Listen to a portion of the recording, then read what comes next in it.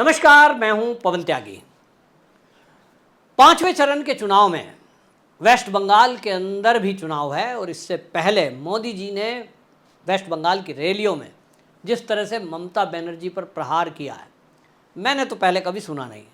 मोदी जी ने इस तरह से अपनी रैलियों में कभी भी हिंदू मुस्लिम की बातें नहीं की, लेकिन अब पहली बार देख रहा हूं कि मोदी जी वेस्ट बंगाल में जाते हैं या देश के किसी और कोने में भी वो हिंदू मुस्लिम पर बात कर रहे हैं।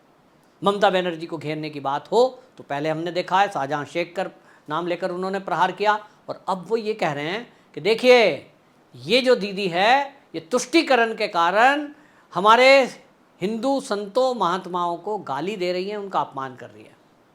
और ये भी उन्होंने कहा कि मुस्लिम तुष्टीकरण में कट्टरपंथियों की वोट लेने के लिए ममता बनर्जी, उनके नेता जिस तरह के बयान दे रहे हैं, वो कह रहे हैं ना भागीरथी में हम हिंदुओं को डुबा देंगे, ये बयान दिया था, ये बहुत भयंकर है।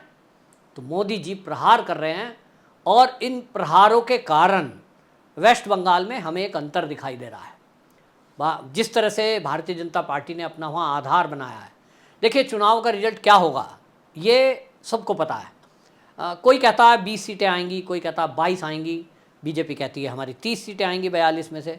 मेरा भी अपना आकलन है, मेरा अपना आकलन है कि वेस्ट बंगाल में भारतीय जनता पार्टी को कम से कम 25 सीटें आने वाली हैं, मैक्सिमम 30 सीटें। 30 और 25 के बीच में आंकड़ा रहेगा। तो चलिए 25 ही सही। तो आप कहेंगे साहब पिछली बार 18 थी, इस बार 25 हो गई, 7 सीटें बढ़ी, इतनी ताकत लगाई, 10 साल का काम, 5 साल का काम, क्या हुआ मोदी जी का? 19 से 24 के बीच के जो काम है वो तो कुछ हुआ नहीं। आपको एक बड़ा अंतर बता रहा हूँ वेस्ट बंगाल का, और वो ये है कि मोदी जी की रैलियों को यदि आप देखेंगे तो आपको दिखाई देगा कि इस भीषण गर्मी में जो बंगाली लोग हैं ना, उनका मैंने कल्चर देखा है। बंगाली लोग, अभी तो बहुत गर्मी है, जब हल्की गर्मी भी होती है ना, सर्दी भी होती है, वो तब भी छाता लेके निकलते हैं। बहुत बारीक लोग हैं, मतलब हल्का बंगाली कुर्ता बड़ा फेमस है बचपन से। वो इतना गर्मी वाला मौसम, उसमें फिर वो कुर्ता पहनना, फिर वो नज़ाकत के साथ चलना, वो वहाँ रहता है। और इस भीषण गर्मी में यदि मोदी जी की रैली में मैदान फुल है, प्यासे भूखे लंबे गर्मी में चलकर लोग वहाँ पहुँच रहे हैं, इसका कारण पता क्या है? कारण है लोग टीएमसी से त्रस्त हैं, पीड़ित हैं, और वो चाहते हैं कि किसी तरह ममता बनर्जी हटे। उनको पता है कि मोदी जी को पीएम बनाएंगे तो उम्मीद है कि यहाँ कल को राष्ट्रपति शासन लगाकर इस वेस्ट बंगाल का ट्रीटमेंट कर दिया जाएगा। मेरे मित्रों से मेरी बात होती है जो बंगाल के लोग हैं, वो कहते हैं कि यहाँ रोहिंग्याओं ने इस तरह से गदर मचाया हुआ है कि ये जो बांग्लादेशी और रोहिंग्या घुसपैठिए हैं, पूरे बंगाल का माहौल ख़राब कर दिया है। बहन बेटियों की इज्जत, लोगों से लूटपाट और अवैध ज़मीनों पर कब्जे अवैध रूप से करना, ये सब चल रहा है। पुलिस से मिलीभगत होकर अपराध चल रहे हैं, और इसलिए यहाँ की सरकार बदलना बड़ा ज़रूरी है। उसके लिए जब विधानसभा का चुनाव होगा तो कार्यकर्ता चाहिए। कार्यकर्ता चाहिए तो ऐसा चाहिए जो टीएमसी के गुंडों का और वामपंथी गुंडों का मुकाबला करे। ये जो काडर है, भारतीय जनता पार्टी ने ये काडर खड़ा किया है। आज बंगाल में मैं देख रहा हूँ कि वो काडर जो खड़ा हुआ है, आज वो मुकाबला कर रहा है। टीएमसी के गुंडों से डरता नहीं है, मुकाबला करता है। भारतीय जनता पार्टी के रैलियों में पहले अगर कोई लोग आ जाएं, आप 14 का चुनाव याद करिए, 19 का चुनाव याद करिए, ऐसे कई लोग थे जो भारतीय जनता पार्टी का झंडा लगाए हैं, अपनी छत पे लगा दिया, हाथ में लेकर जा रहे हैं, टोपी सर पर है। टीएमसी के गुंडे उसके ऊपर हमला कर दिया करते थे, और इसलिए डर के मारे रैलियों में लोग जाते नहीं थे कि यार वापसी करेंगे तो टीएमसी के गुंडे रास्ते में हमला कर देंगे।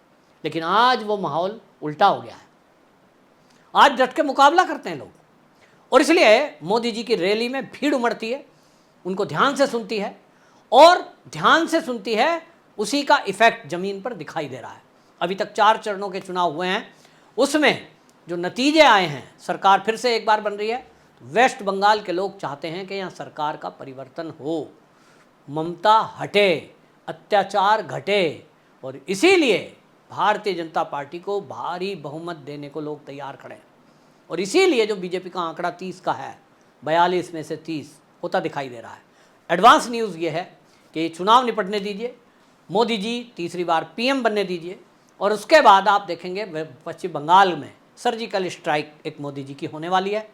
अभी वो इसलिए नहीं बोलते हैं क्योंकि चुनाव के पहले हमने देखा है कि किस तरह से विपक्षी दल नाटक नौटंकी करते हैं, इसलिए चीज़ें ओपन नहीं हैं। बस हिंट आपको दे रहा हूँ कि अभिषेक बनर्जी ही आप देखेंगे कि वो सूत्रधार बनेंगे जो वेस्ट बंगाल में माहौल ख़राब हुआ है उसको उन्हें सुधारना ही होगा, उनके सामने और ऑप्शन नहीं है।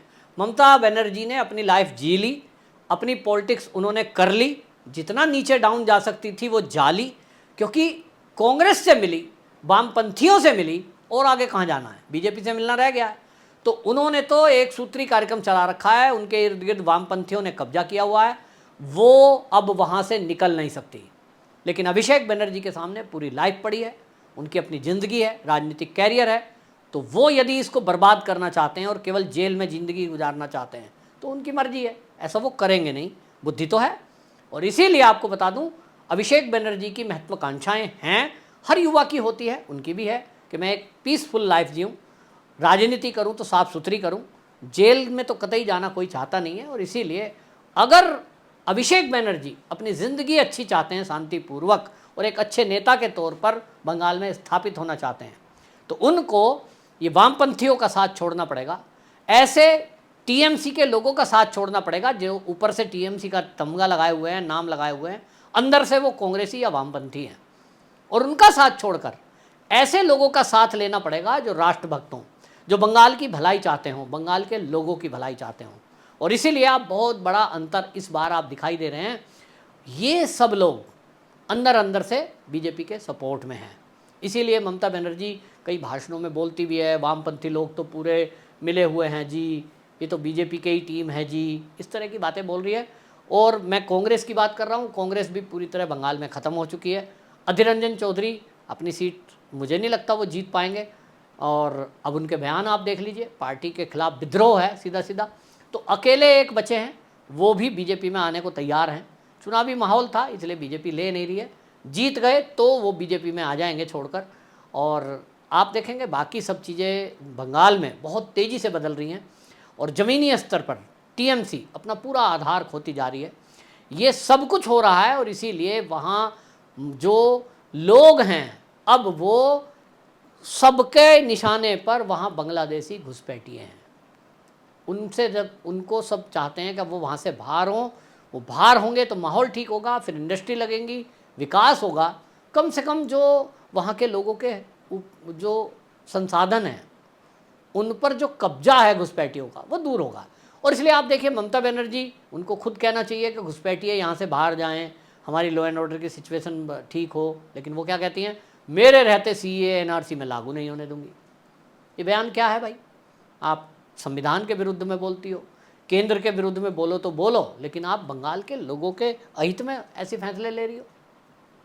आपके नेता इस तरह की बयानबाजी कर रहे हैं जिससे हिंदू नाराज़ है। ममता बनर्जी को इससे कुछ फ़र्क नहीं पड़ता, उनको लगता है कि वहाँ जो कट्टरपंथी लोग हैं उन्हीं की वोट से मैं जीत जाऊंगी, और देश का प्रधानमंत्री बनने का सपना देख रही हैं, या वो राहुल गांधी को प्रधानमंत्री बनाने का एक सपना देख रही हैं। क्योंकि उन्होंने अभी घोषणा की पिछले दिनों कि ये चुनाव हो जाएगा, मोदी तो 200 से आगे आएगा नहीं, इंडिया अलायंस की सरकार बनेगी, और हम इंडिया अलायंस की सरकार में बाहर से समर्थन करेंगे। उसी पर आप देखें कि चुटकी ली थी अधीर रंजन चौधरी ने।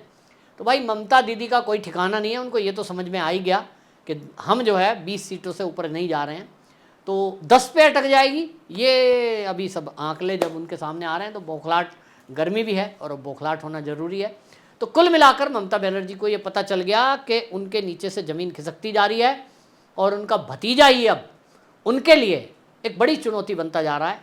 और इस चुनाव के बाद बड़ा बदलाव होने वाला है। राहुल गांधी को प्रधानमंत्री बनाने का सपना देखने वाली ममता बनर्जी, उनसे बंगाल के लोग बात तो कर नहीं रहे हैं, क्योंकि जो पूछता है उनसे कोई क्वेश्चन उसको वो पुलिस से पकड़वा देती हैं, लेकिन लोग चर्चा कर रहे हैं कि ये ममता बनर्जी इसी कांग्रेस को छोड़कर तृणमूल कांग्रेस, ये नाम से पार्टी बनाकर अलग हुई थी कि मैं इस कांग्रेस को सबक सिखाऊंगी, लेकिन कांग्रेस और वामपंथियों के सबक सिखाने के नाम पर बनाई गई तृणमूल कांग्रेस पार्टी आज खुद वामपंथी और कांग्रेस में हो गई है, जिसके कारण पश्चिम बंगाल की जनता त्रस्त है, परेशान है।